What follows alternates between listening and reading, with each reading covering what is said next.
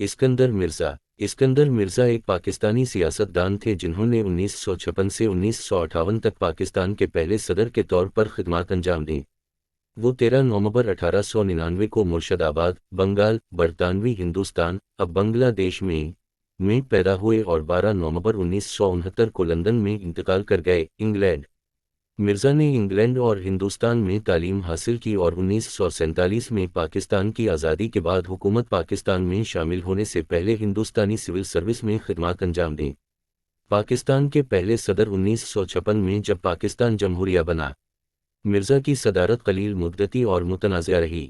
انہوں نے اکتوبر 1958 میں پاکستان کے وزیر اعظم فیروز خان نون کو برطرف کر کے ملک میں مارشل لا نافذ کر دیا۔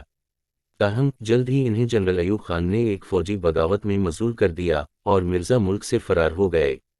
مجموعی طور پر اسکندر مرزا نے پاکستان کی تاریخ کے ابتدائی سالوں میں خاص طور پر پاکستان کی سلطنت سے جمہوریہ کی طرف منتقلی میں اہم کردار ادا کیا۔